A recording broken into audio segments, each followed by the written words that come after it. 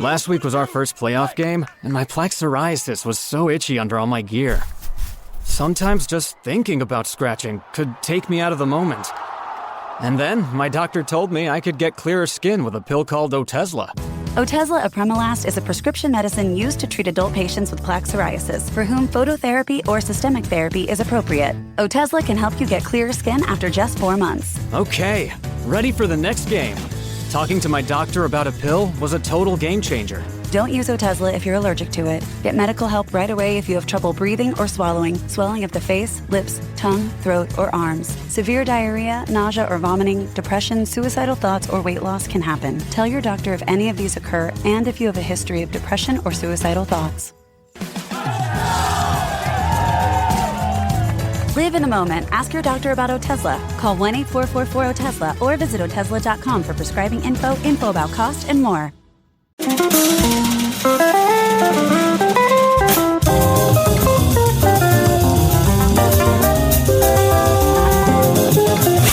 It's The Other Side of Midnight with Frank Morano.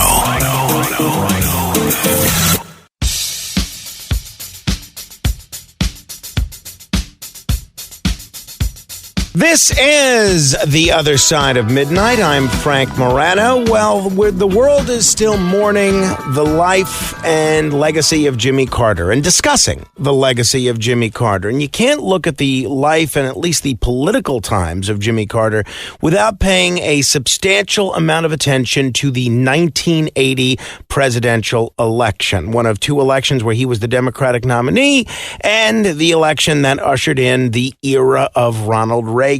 So much of that election hinges upon what was going on in the Middle East with the Iranian hostage crisis, and so much has been written about and depicted in television, movies, documentary about the hostages being released as soon as Carter left office. Carter, as we now know, went to go greet the hostages because he had worked hard to secure their release. Well, I guess it was 2023, the theory first became mainstream when the New York Times did a story about this, when a former protege of John Connally basically said to the New York Times that John Connally, who was the former governor of Texas, he'd been an aide to Nixon, but in 1980, he was very much working on the Reagan campaign, how John Connally was the one in charge of sabotaging these efforts to get the hostages back in order to hurt Reagan. Is that what happened? Well, that is part of what is explored in Craig Unger's new book. The book is called Den of Spies, Reagan, Carter, and the Secret History of the Treason That Stole the White House. I am very, very pleased to welcome to the program international best-selling author of many books and longtime journalist Craig Unger. Craig, thanks so much for joining me. Thanks for having me, Frank. So let's begin with, before we begin with what happened, whenever I have anyone on that writes anything that's critical of some modern day political figure, and by modern, really anybody more recent than FDR, I guess, is modern, you always have some listeners on either side of the political aisle that try to discount their criticisms because of a political axe to grind.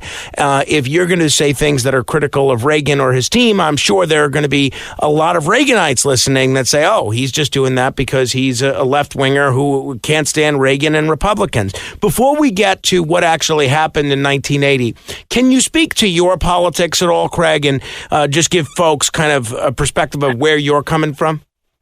Well, I'm sure I will be criticized by Republicans, but the truth is I'm an investigative reporter, and I put the facts out there, and my book has roughly 1,000 source notes, so if anyone doubts what I've reported, they can go back to the original sources, and I welcome any challenges.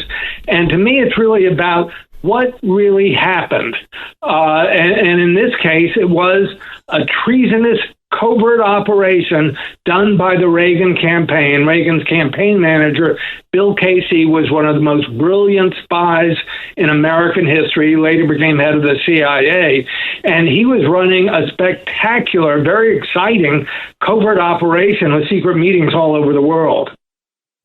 All right, so let's get to the facts of what happened. I think most folks know that these American hostages stayed in Iran after the revolution, and Jimmy Carter worked very hard to get them back as the whole nation watched with bated breath, gave birth to shows like Nightline. What exactly does your reporting show occurred? Well, it shows that William Casey, again, who was Reagan's campaign manager, I think is one of the most brilliant spies in American history. He's a wonderful, wonderful character. He's sort of a combination of between James Bond and Mr. Magoo. He would spit when he talked. He would spill food all over his tie. He was going in a million directions at once, and no one really knew what he was doing, could put it all together. I worked on this for more than 30 years. I first began reporting in 1991 on this for Esquire magazine, and I saw the story start to come out. It was beaten back by Republicans and by a disinformation operation that went after the credibility of any reporter, me especially, who was investigating this. I was sued by Reagan's national security advisor, Bud McFarlane. But what I discovered over the years, and I met political operatives who worked with Bill Casey, who told me about secret meetings that went on in Madrid. And essentially, the deal Casey made, this is with the Islamic fundamentalists in Iran who had seized American hostages, is that even though the Republicans were not in power, and even though there was an embargo against Iran as a hostile foreign power, the Republicans secretly sent weapons to Iran during the campaign, in return for which they wanted one thing, and that was they wanted Iran not to release the hostages, to prolong their incarceration until after the presidential election, and that way Reagan would beat Carter. And obviously, this was totally unbeknownst to the public. Completely. I mean, what was really sort of a wonderfully timed and very weird thing is, as President Reagan was being inaugurated, as he was being sworn in, Iran had agreed to release the hostages during the Carter administration, but the clock was ticking. Reagan was taking the oath of office, and just literally 2 or 3 minutes after he was sworn in, the hostages were released in Iran and left Iran airspace to return to the United States. And that was not a coincidence. I mean, just on the face of it, how could Reagan have possibly negotiated that as president? He was on the podium for his entire 3-minute presidency. So something had to have happened before then. So the New York Times article that I referenced earlier from March of 2023, where they get into the role that Ben Barnes and John Connolly played, along with William Casey, in getting Iran not to cooperate and release the hostages. I'm sure you're very familiar with that article. Does that jive with your reporting? Is there anything that article gets wrong from your perspective? No, I think it's absolutely accurate, and it is very telling that essentially John Connolly, the former governor of Texas, was an operative working for the Reagan administration. When he finished that, he ended up being debriefed by Bill Casey, and I actually have a photo in my book of John Connolly meeting with Egyptian President Anwar Sadat, and this is exactly what you're talking about. This is the moment you were just talking about. So there's no question that those meetings took place, and I've seen no reason to question Ben Barnes' characterization of them. The larger point, though, is that this was happening in many, many other ways. And Bill Casey had set up meetings in Madrid between himself and high-ranking Iranian officials, as well as 2 Iranian arms dealers, 2 brothers, Cyrus and Jamshid Hashemi, and they were two people who had approached the Carter administration, who had said, "Look, we think we can help get the hostages released." And Jimmy Carter didn't realize it, but they were double agents. They were secretly working for Bill Casey.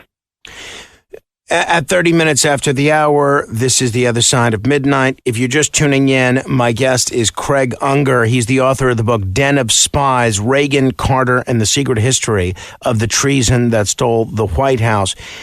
Craig, from what you can tell, did Reagan himself know about this? And if so, when did he know about it? It's not 100% clear. He was asked about it directly, and in one video clip, you can see him on the tarmac about to board a plane or a helicopter, and he sort of just waves off the question and says, "Well, we were doing something the other way."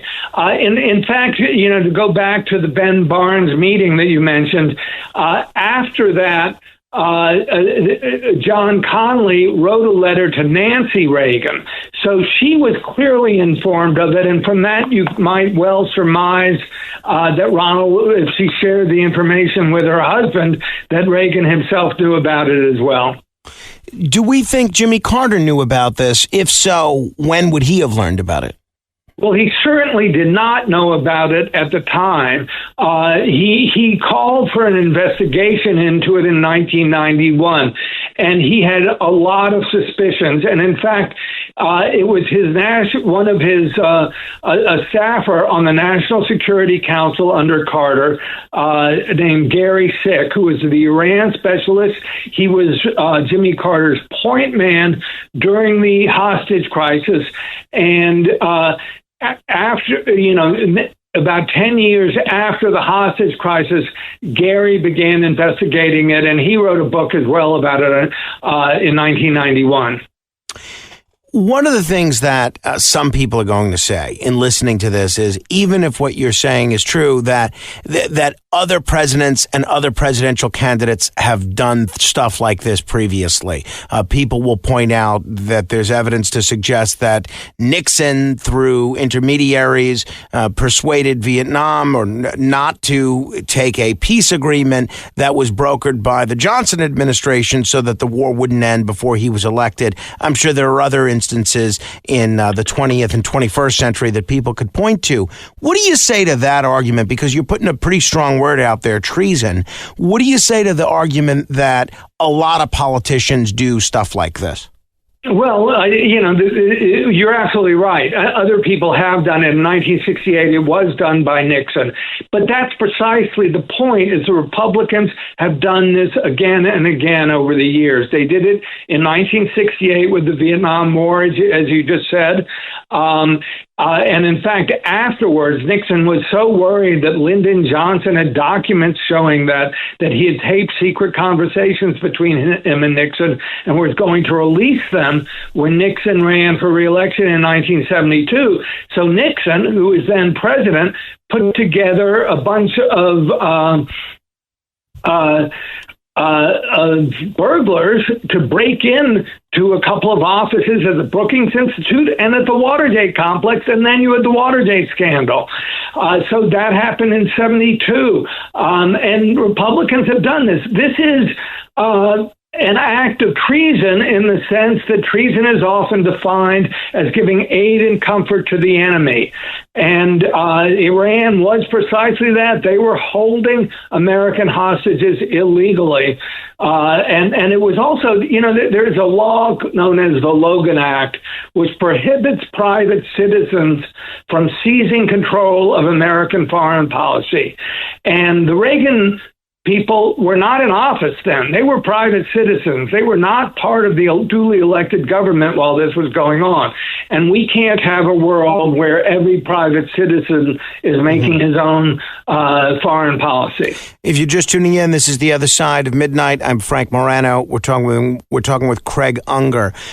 In your opinion, and obviously there's no way to know this for sure, but clearly you've studied this more closely than most, would Jimmy Carter have won the election in 1980 if not for this?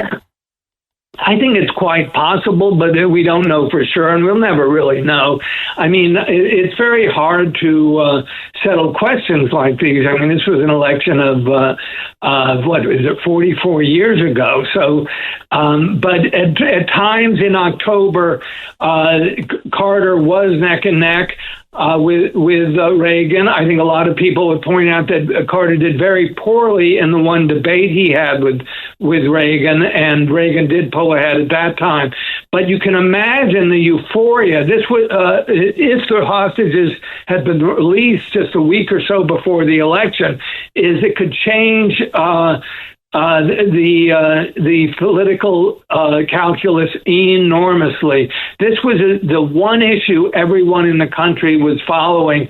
There were new TV shows like ABC Nightline that would say America held hostage day 199, day 200, day after day. And it was something, there were yellow ribbons tied around oak trees, pop songs written about this. This was truly an issue that united the entire country. What, if anything, have any Iranian sources said about the role of the Reagan team in delaying a hostage release?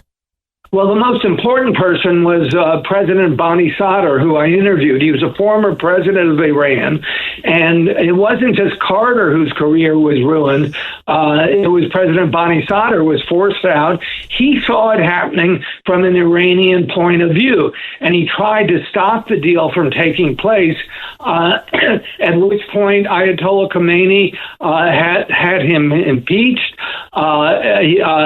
President Bani Sadr then survived 3 assassination attempts. Wow. And eventually fled Iran and lived in exile in Paris for the rest of his life. And that's where I interviewed him in 2016. Your book hinges on the assertion that Reagan's team colluded with Iran to delay the hostage release.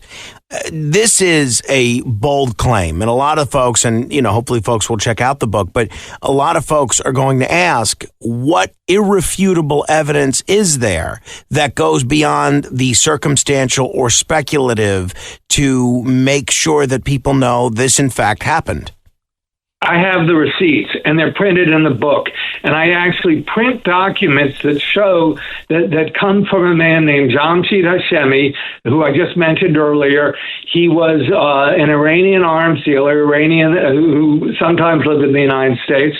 He went to the Carter administration with his brother, Cyrus Hashemi, and they said, look, we think we can help you. But secretly, they were selling arms to Iran on behalf of William Casey.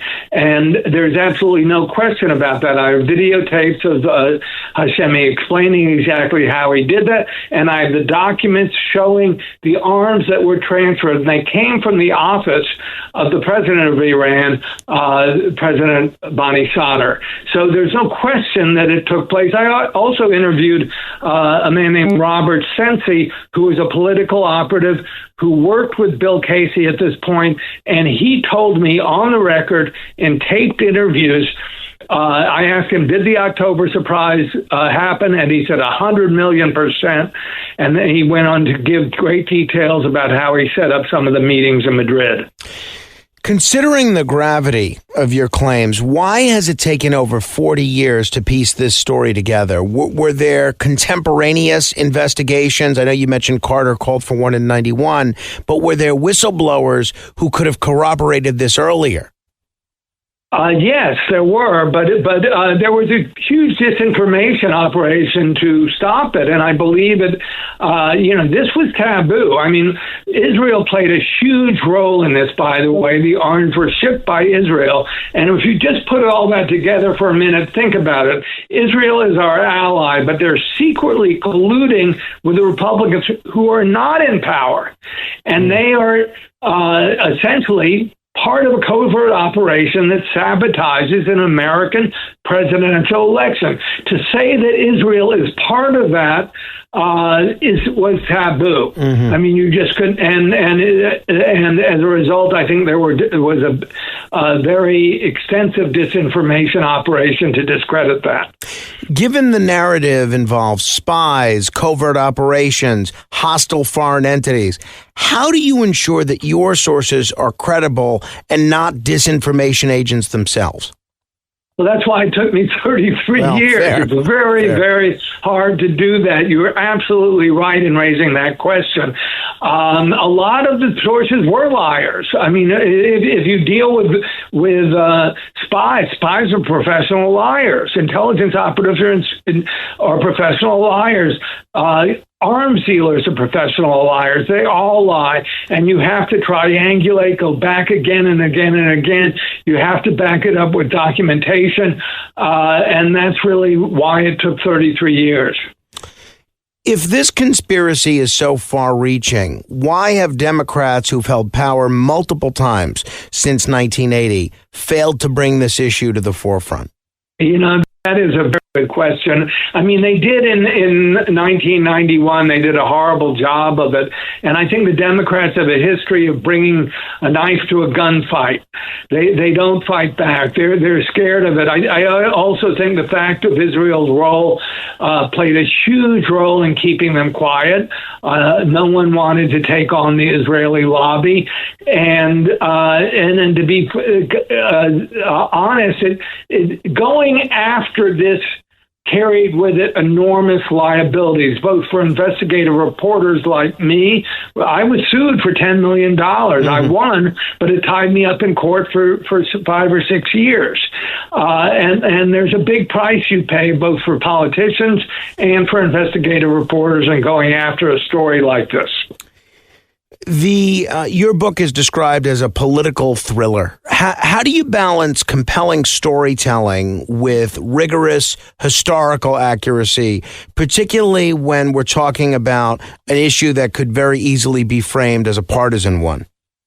Right. I've done 6 books that are on similar subjects like this, but this one was different. It was personal, and it was the first one in which I myself was a character in the book because I was sort of a player because I was people were trying to discredit me, and I think you just go with the facts. I try not to use huge any amounts of rhetoric. I try to make it